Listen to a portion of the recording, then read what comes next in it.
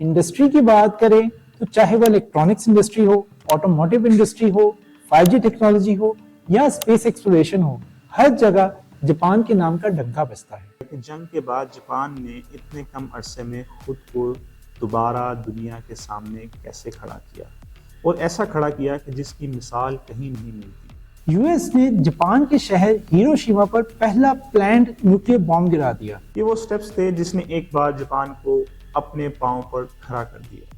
1941 में यूएस को एक सरप्राइज दे दिया in the form of attack on US fleet at the Pearl Harbor. इधर यूएस ने बहुत नुकसान उठाया, यानी जापान को सेटबैक्स मिले। लेट गल्फ की जंग में जापान को एक फैसला कुन बहरी शिकस्त मिली। सेकेंड न्यूक्लियर बॉम्ब जापान के एक और शहर नागासाकी पर भी गिरा दिया गया।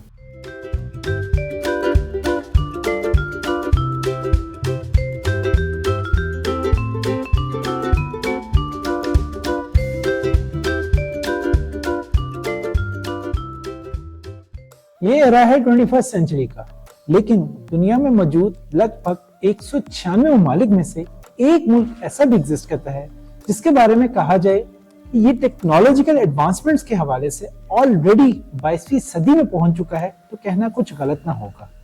आज हम बात करेंगे जापान के बारे में। टेक्नोलॉजी की दुनिया में जापान ग्लोबल लीडर की हैसियत रखता है। इंडस्ट्री की बात करें तो चाहे वो इलेक्ट्रॉनिक्स इंडस्ट्री हो, ऑटोमोटिव इंडस्ट्री हो, 5G टेक्नोलॉजी हो या स्पेस एक्सप्लोरेशन हो, हर जगह जापान के नाम का डंका बजता है। रोबोटिक्स की दुनिया में तो जापान का जोड़ ही कोई नहीं है। यहाँ तक कि जापान में मौजूद अक्सर रेस्टोरेंट्स में आपको ह्यूमन स्टाफ की जगह रोबोट्स मिलेंगे, जो कि आपके ऑर्डर से लेकर खाना सर्व करने तक के तमाम फराइज सर अंजाम देते हैं। ये तो है आज का जापान, लेकिन जापान के हालात हमेशा से ऐसे नहीं थे। इनफैक्ट जापान जैसे हालात शायद इस दुनिया के किसी मुल्क के भी ना रहे होंगे। आज की इस वीडियो में हम जापान की हिस्ट्री पर बात करेंगे कि कैसे एक मुल्क जिस पर दुनिया का पहला और अभी तक का वाहिद एटॉमिक बॉम्ब अटैक हुआ, और इन तमाम तर बुरे हालात के बावजूद टेक्नोलॉजिकल वर्ल्ड लीडर तक का सफर तय किया। फ्यूडल जापान आसान अल्फाज में इसे जागीरदाना निजाम कहा जा सकता है। इसका टेन्योर 1185 से 1868 एडी तक रहा। ये ऐसा निजाम था जिसमें हुकूमत फौजी खिदमात के बदले में अपने सबऑर्डिनेट्स को टाइटल्स, लैंड्स और प्रेस्टिजियस ऑफिसेस देती थी। इस निजाम के मौजूद का नाम मिनीमोटो योरिटोमो था, जिसने खुद को शोगुन ऑफ जापान के तौर पर 1192 एडी में तैनात कर लिया। शोगुन के तौर पर योरिटोमो के इख्तियारात उस वक्त के जापानी बादशाह और शाही अदालतों से भी ज्यादा थे, या ऐसे कह लें कि योरिटोमो का इन सब पर मुकम्मल कंट्रोल था। 1868 में मेजी ने जापान की हुकूमत संभाली।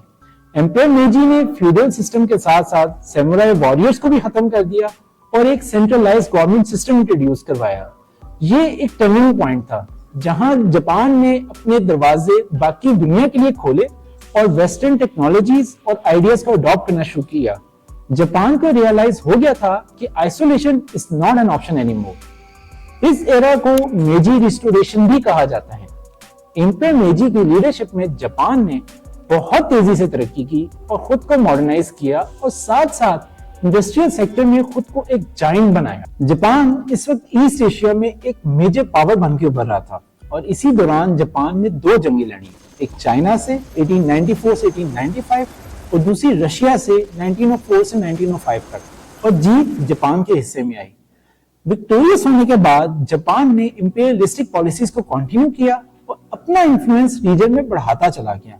यानी आप ऐसा समझ लें कि ताकत का नशा सा लग गया हो, लेकिन ये नशा जब एक खास हद से बढ़ जाए तो फिर उसके कॉन्सिक्वेंसेस भी काफी भयानक हो सकते हैं।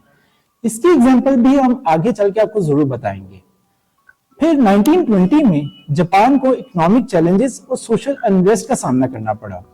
मिलिटराइजेशन को आगे लाने में पॉलिटिकल इंस्टेबिलिटी एक वजह बनी और फौजी दोबारा गवर्नमेंट पर हावी हो गए।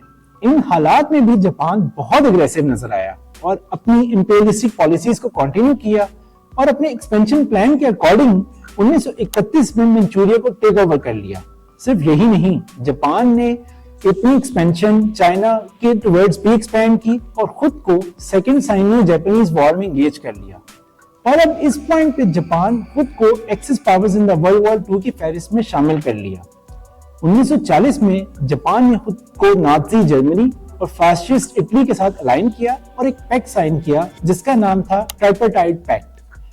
یہ پیکٹ سائن کرنے کے بعد جاپان سے طاقت سنبھالی نہیں گئی اور ایک پنگا اور لے لیا۔ 1941 میں یو ایس کو ایک سرپرائز دے دیا in the form of attack on US fleet at the Pearl Harbor۔ ادھر یو ایس نے بہت نقصان اٹھایا۔ اچھا ادھر ایک اور بات آپ کو بتاتے چلے، یہ اٹیک صرف یو ایس فلیٹ پر ہی نہیں کیا گیا، اس کے ساتھ ساتھ ڈچ اور برٹش ٹیریٹریز پر بھی کیا گیا، جس کا مقصد تھا نیچرل ریسورسز پر قابض ہونا۔ یہ سرپرائز کوئی چھوٹا موٹا نہیں تھا۔ جاپان کے اٹیک کے بعد یو ایس بھی مجبور ہو گیا کہ رپلائی بیک کرے اور اس طرح یو ایس بھی اس ورلڈ وار 2 کا حصہ بن گیا۔ 1943 سے 1944 کے وقت میں اس لڑائی کی ڈائریکشن چینج ہونے لگ گئی، یعنی جاپان کو سیٹ بیکس ملے۔ لیٹ گلف کی جنگ میں جاپان کو ایک فیصلہ کن بحری شکست ملی۔ دوسری طرف یو ایس نے جاپان پہ اسٹریٹجک بامبنگ کے کیمپین شروع کر دی، جس کے بعد جاپان میں بہت بڑے اسکیل پر تباہی ہوئی۔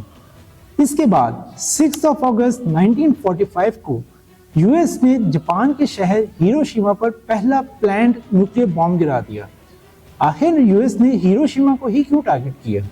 کیونکہ وہاں پہ جاپان کے بہت بڑے انڈسٹریل زونز اور ملٹری سینٹرز موجود تھے۔ ٹھیک 3 دن بعد یعنی 9 اگست کو سیکنڈ نیوکلیئر بام جاپان کے ایک اور شہر ناگاساکی پر بھی گرا دیا گیا۔ U S president Harry S Truman نے یہ ایکسٹریم ڈیسیژنز اس سوچ کے ساتھ لیے تھے کہ صرف نیوکلیئر بامبنگ ہی جاپان کو سرنڈر کرا سکتی ہے۔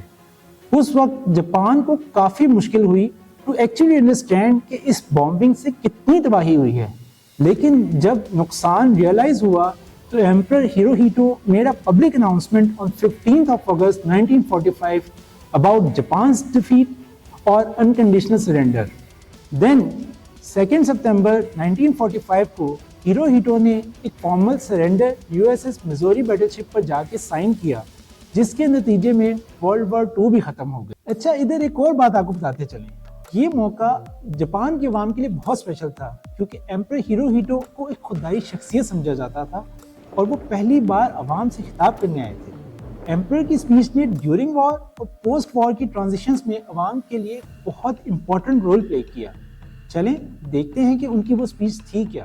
خواتین و حضرات، میں آج آپ کے سامنے جاپان کے شہنشاہ کی حیثیت سے کھڑا ہوں تاکہ عظیم جاپانی عوام سے مخاطب ہو سکوں۔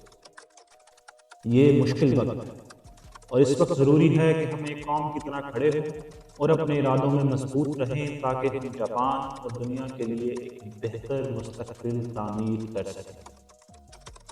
دنیا نے جنگ کی ہولناکیاں دیکھی ہیں اور ہم نے ایک قوم کے طور پر بھاری نقصان اور تکلیف برداشت کی۔ یہ وقت ہے کہ ہم اپنے ماضی کو دیکھیں اور ایک ایسے مستقبل کے لیے کام کریں جہاں ایسی ہولناک تباہی کی گنجائش نہ ہو۔ ہمیں اپنے ماضی کی غلطیوں کا اقرار کرنا ہوگا اور ان سے سیکھنا ہوگا۔